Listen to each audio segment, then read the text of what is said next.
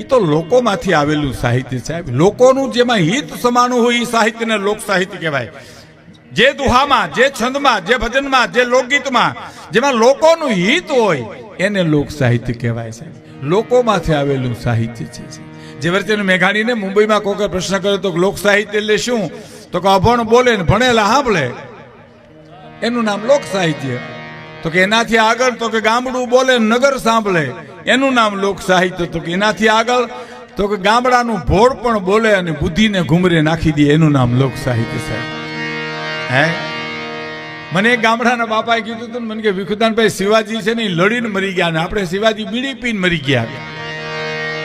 બોલો, મરી તો બે ગયા કે નહીં? બોલો, પણ ઓલા દેશને ખાતર ખપી ગયા ને આપણે બીડીની ખાતર ખપી ગયા સાહેબ.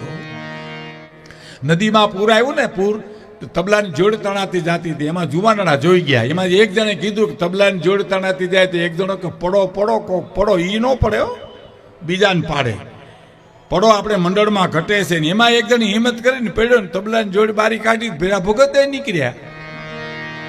એ ક્યાંક કેડે બાંધી અને ક્યાંક સંતના હામૈયામાં ગયા છે, ત્યાંથી પાણી ઉપાડ્યા અધરો હધેર્યો. હરી ઘીરે આવો ને હરી અને ઘીરે ગયા આ સીધા વેનમાં ગયા. તમે નહીં માનો, ચોથે પાંચમે ગામ ઠેઠ નીકળ્યા, ગામના બારા કાઢ્યા, ઊંધા ટીંગાડ્યા, 5 વાગ્યા હાંજ સુધી અને બધું પાણી નીકળી ગયું ને આંખું ખોલીને એટલું બોલ્યા કે એકાદી કલાનો સહારો હોય તો તરી જવાય ખરું. હે, કલા છે એ તો કુદરતની દેન છે અને કલાની કિંમત ન થાય ને એનો આઘાત કલાકારને બહુ લાગે સાહેબ. એની દુલા કાગની 3 લીટી મને બહુ ગમે છે, અંદરથી ધક્કો મારે છે. એટલે કહું સાહેબ કે જ્યારે કોઈ પણ કલાકાર એની કલા પ્રસ્તુત કરે, કોઈ નાટક કલાકાર હોય, કોઈ કથક કલાકાર, કોઈ સાહિત્યનો કલાકાર હોય, એની કલાની પ્રસ્તુતિ કરે ને સામે કોઈ દાદ ન આપે, કોઈ સાંભળે નહીં તો એને આઘાત કેવો લાગે? એવો દુલા કાગને કદાચ ભૂતકાળમાં લાગ્યો હોય આઘાત તો ભગવાન જાણે, પણ કવિતાનો જન્મ થયો સાહેબ દુલા કાગના હૈયામાંથી. શું કીધું?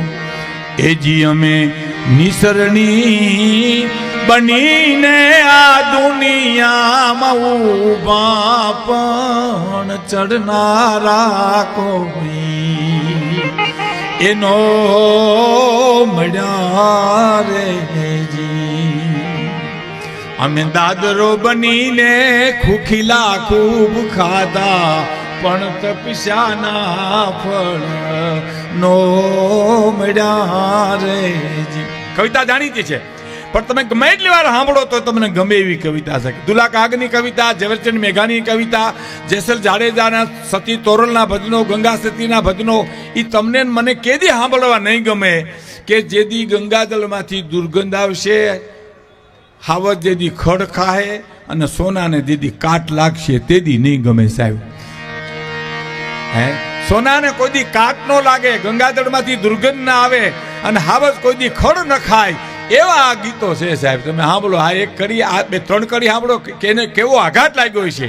સાંભળો કે માથડા કપાવી અમે ઘંટીએ દડાણા,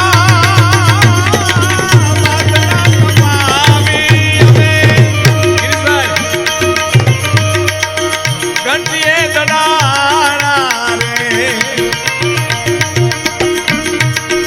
એજી અમે ચૂલે રે એ ધડીને પછી પીરસાણા રે જમનારા નો મળ્યા રે એજી જમનારા કોઈ નો મળ્યા.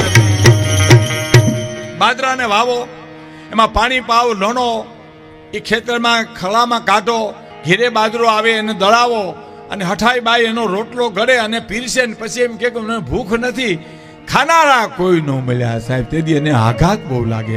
હવે એની કડી સાંભળજો કે પગે બાંધા ઘૂઘરા અને અંગે ઓઢી ઓઢણી રે,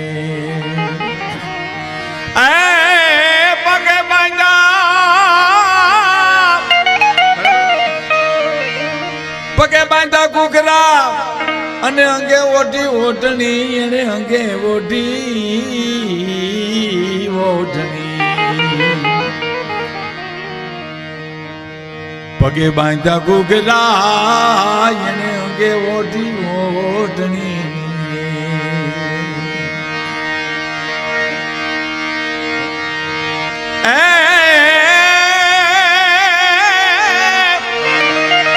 એજી અમે ઘાઘરી પહેરીને ઈ પડમાં ઘૂમા પણ જોનારા કોઈ નો મળ્યા રે.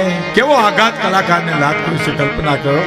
હે અમે નિસરણી બનીને આ દુનિયામાં ઊભા પણ ચડનારા કોઈ નો મળ્યા રે. પછીની કડી બહુ સરસ છે કે સંયમવાર કીધો આવ્યા પુરુષ રૂપાળા, સંયમવાર કીધો આવ્યા એજી પુરુષ રૂપાળા રે. એજી અમે કર્મા લીધી તીરુડી વરમાળા પણ મૂછાળા કોઈ નો મળ્યા રે જી.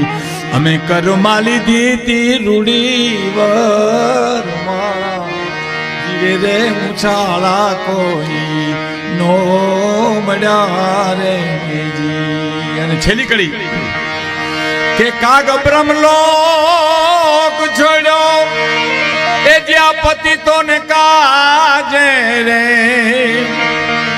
એ જે અમે હિમાલયથી દેવું ને પડતી મેલી પણ ઝીલનારા કોઈ નો મળ્યા રે. અમે હિમાલયથી દેવું ને પડતી પણ ઝીલનારા